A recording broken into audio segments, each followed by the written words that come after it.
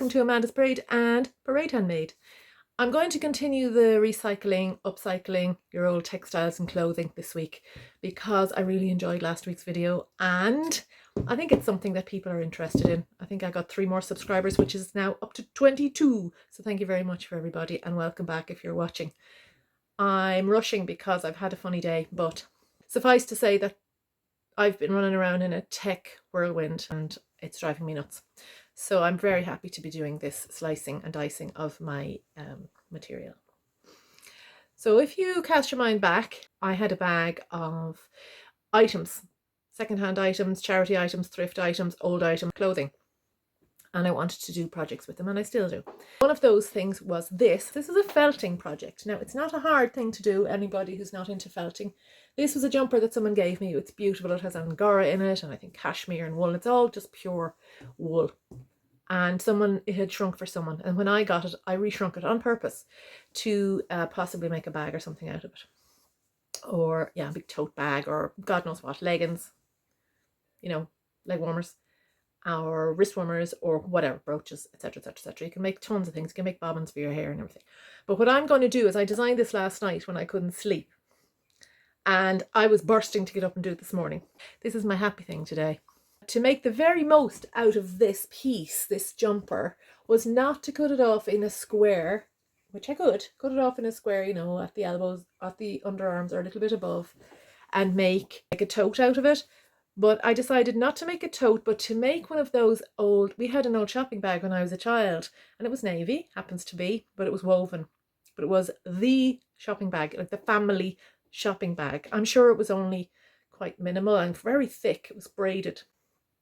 But I used to dream of filling it up with Smarties from the Smartie ad when they all tumbled out onto the street from that enormous Smartie packet. And I used to say, I'd get Mam's shopping bag and I filled it up because that was the biggest bag I could think of at the time. So I want to make something in that shape. So it's like a teardrop shape, kind of. And then the arms are incorporated. So I'm hoping to get most of the teardrop shape out of this. So that's your jumper.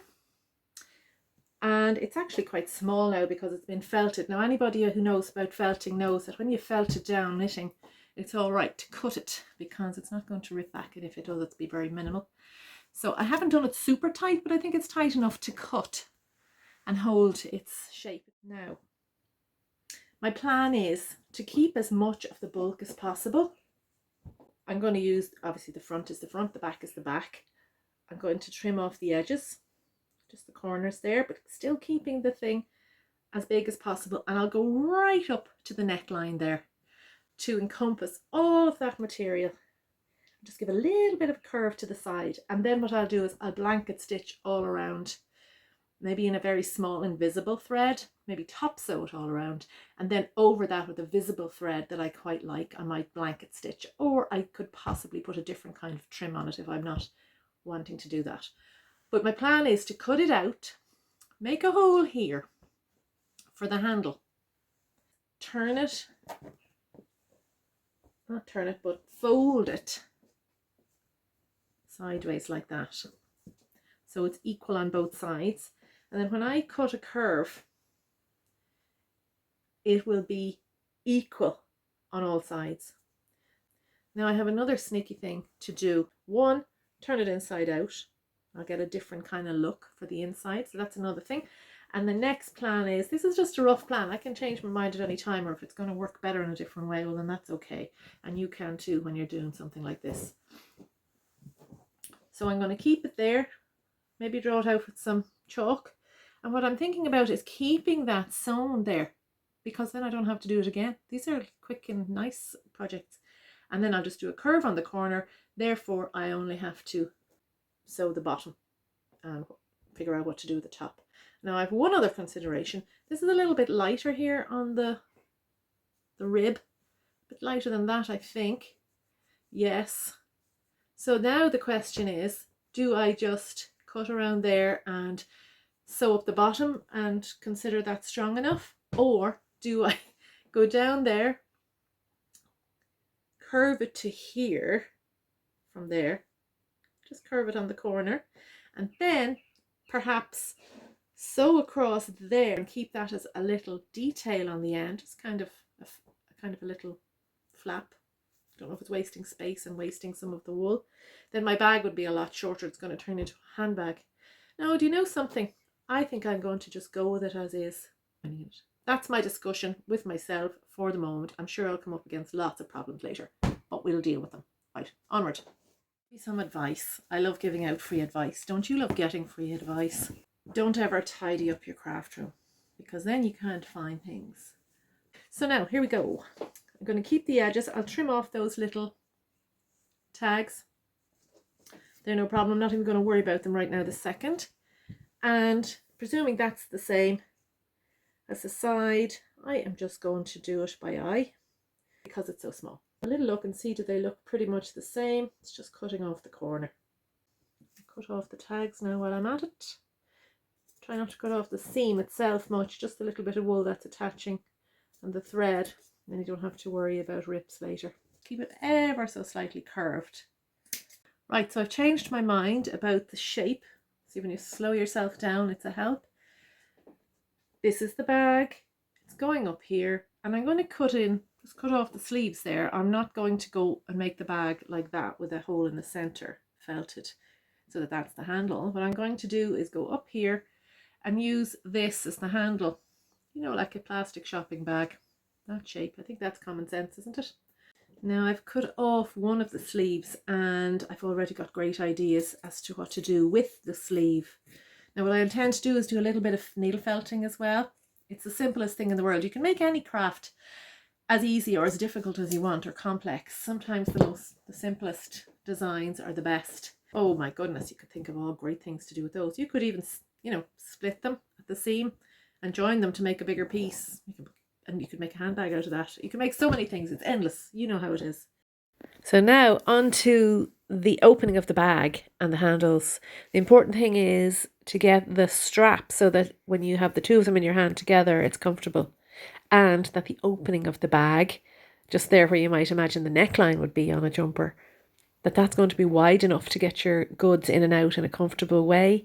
And it's not a tiny hole and you're trying to get a pizza box in through the tiny gap. So that's the focus here. So you might have to trim off an extra little bit. And when you're doing that, the best thing to do is to fold it over and pin it all together so that your scoop is going to be the same, more or less, on both sides. Now, being a homemade, handmade item, it doesn't have to be 100% exact. This is a fun project to do at home. And believe me, it'll come out really well if you finish the edges. It does not have to be super perfect. You could supervise the children doing this and it would be really a great fun project to do. I have not only discovered a few other things that I could have considered, but in my haste I didn't. But you can't do every idea. One of the ideas was not to chop off the end there and to do that little foldy business, you know, where you fold in the end and you make a base on it. But that wasn't my plan. My plan was to make it kind of in the vision of my childhood family shopping bag. So I'm going to persist in that. Well, not that I can stick it back on, but anyway. I also have this lovely recycled mohair. It's partially mohair, Paris Sunbeam. And normally what I do is I knit that up and then I can felt that down again and make wrist warmers and things out of it. But I have some more left and I'm going to use that as the blanket stitch all around the edge because I think it's just beautiful. It's lovely against the navy. So I have my darning needles out. First of all, I might do a very light top sew around the very edges and especially where there's a seam that's going to hold it together. And the other part is what I want to do is to do some felting on the corners or decorate it somehow with an emblem. I'll have to decide yet. It won't be a buzzy bee because it won't show up as well on this. The dark parts wouldn't, at least. So I'll think of something else sweet. I'll try not to go for my go-to flower. Flowers are lovely, but I'll think of a little bit of a theme and that could be fun. Wish me luck. I am so excited about this because I'll just show you. I did a very quick, a top sew all along the edge of this to here. Remember we were saying we'd do that all the way along to there. And then I went over it with the mohair in a blanket stitch just to give it a bit of detail. And at the top, I did a running stitch. Just in, out, in, out, in, out, in, out. It was a bit tricky because the wool had to be pulled through. But because this is a felt and it's a finished edge, more or less, that's possible. I don't have to worry too much. I was keeping an eye on it to make sure that the stitches weren't still a little bit loose, but it's really, really good. So that's done. I went all up and around and over to there. So that's a really nice, it feels lovely. This is my plan. I'm going to decorate it next. I'm considering putting a little inside pocket in it with the sleeves, maybe, or the piece that came out of here if I can. That would be better. So, although that was in 2 pieces, wasn't it? And then I had this notion. I couldn't sleep last night. I could not sleep. And the only thing that will help me sleep is to start creating things in my mind. And then I got a really creative idea. I was imagining this bag, holding it, walking around with it. I was thinking of doing big swirls and a bit of applique with, waves and, I don't know, mermaids and the whole thing. But then I just thought, no, you can't make everything into your a massive masterpiece. So I just thought of this, which is enough work anyway, to embellish it with this. I haven't done it now. This is just the start. It's going to be a little bit of needle felting, maybe a little bit of applique. I might put a little something in there, like a little, I'm not sure, cat or maybe a flower, but I'll also embroider it, and then might embellish it with a few beads and, just pretty things. I want to look at this and go, oh, that's gorgeous. Not just, there's a fine bag you made out of a jumper, if you know what I mean. So yeah, thank you for watching. Good luck with your own projects, and see y'all next week.